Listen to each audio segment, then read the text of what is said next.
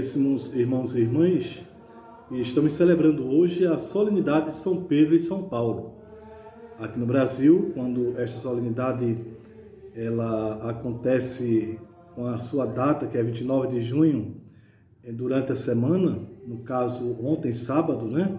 Então, nós temos esta alegria de poder celebrar também esta solenidade, dada a importância desses dois grandes apóstolos, no domingo, para possibilitar, então, que o povo de Deus possa, escutando a proclamação da palavra de Deus neste dia, beber da fonte, desses apóstolos que nos deram, assim, a fé, da igreja, como nós vamos meditar no dia de hoje. E eu gostaria, então, de começar esta homilia tomando, inclusive, as palavras do próprio prefácio da missa deste dia, que diz o seguinte: Pedro, o primeiro a proclamar a fé, fundou a igreja primitiva sobre a herança de Israel. Paulo, mestre e doutor das nações, anunciou-lhes o evangelho da salvação. Por diferentes meios, os dois congregaram a única família de Cristo e, unidos pela coroa do martírio, recebem hoje por toda a terra igual veneração. Então, essas palavras do prefácio da missa de hoje são palavras, por assim dizer, inspiradoras para a nossa reflexão neste dia.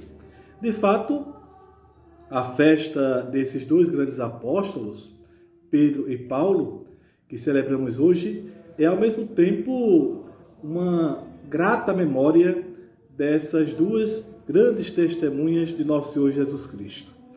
E, ao mesmo tempo, uma solene confissão da parte de toda a igreja, olhando para as 4 notas características da igreja, quais sejam elas una, santa, católica e apostólica. Portanto, esta festa de hoje é, sobretudo, uma festa da catolicidade da igreja. E, logicamente, como nós sabemos, esses dois apóstolos, eles são chamados de colunas da igreja nascente, porque, de fato, são ou se constituíram pelo seu testemunho testemunhas insígnes da fé. Dilataram o reino de Deus com os seus diversos dons e também a exemplo do próprio Mestre, nosso Senhor Jesus Cristo. De fato, o martírio desses dois apóstolos, como vai nos ensinar ainda Santo Agostinho, é sinal da unidade da igreja. Palavra de Santo Agostinho, então. Um único dia é consagrado à festa dos dois apóstolos, mas também eles eram um só. Não obstante tenham sido martirizados em dias diferentes, eram um só. Pedro precedeu, Paulo seguiu. Caríssimos, então vejam quanta profundidade de reflexões que nós podemos desenvolver neste dia, para que, deste modo, participando hoje da celebração da Eucaristia, possamos então nos enriquecer com tantos dons e dádivas que Deus nos concede, sobretudo pela intercessão desses dois apóstolos. Nós sabemos muito bem que Paulo e Pedro, eles foram massacrados, assim, martirizados por volta do ano 64, sob o regime do imperador Nero. Mas o que diz Jesus no Evangelho de hoje, olhando para Pedro? Jesus diz: Tu és Pedro, e sobre esta pedra construirei minha igreja, e as forças do inferno não poderão vencê-la. São as palavras de Nosso Senhor neste dia. Jesus diz: a minha igreja. Ele não diz minhas igrejas, mas minha igreja no singular. Então, significa dizer que ele pensou, quis e fundou uma só igreja, diferentemente de quantos queiram ensinar o contrário.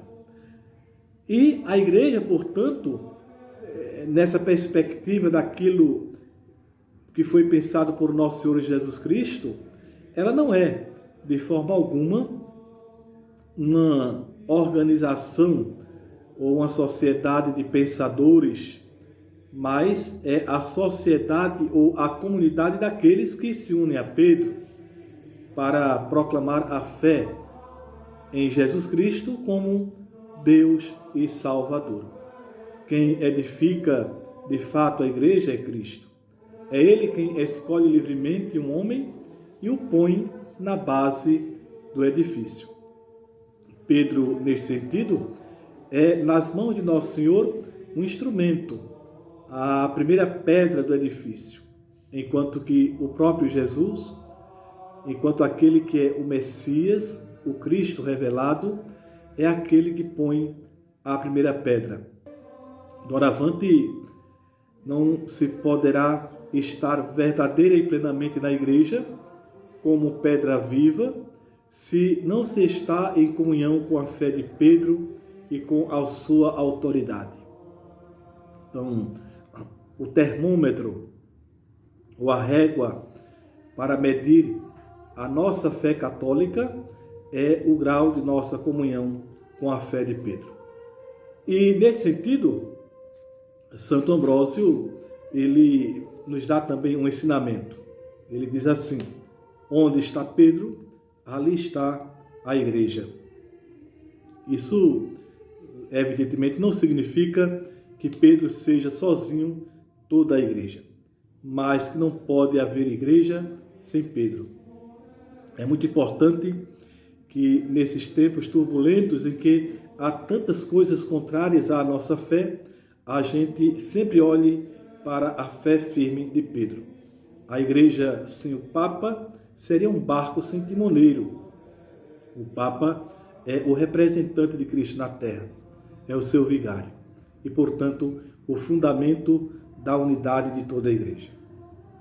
A intercessão, portanto, de São Pedro e São Paulo, sobretudo neste dia em que nós olhamos para eles e também rezamos pelo Santo Padre, o Papa Francisco, obtenha para a igreja inteira essa fé, fervorosa, e também essa coragem apostólica que uniu a Nosso Senhor Jesus Cristo, esses dois grandes apóstolos, Pedro e Paulo, para que eles pudessem, desse modo, anunciar a verdade de que todos nós temos necessidade, ou seja, que Deus, Ele é a origem e o fim do universo e de toda a história humana.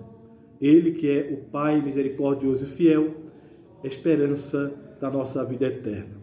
A festa, portanto, de São Pedro e São Paulo é um momento para renovarmos a nossa fé na Igreja de Jesus. A exemplo da Igreja primitiva, como nós escutamos também na primeira leitura da missa de hoje, que rezava por Pedro enquanto ele se encontrava na prisão, é exemplo também para nós, para que estejamos unidos em oração pelo Santo Padre, o Papa Francisco.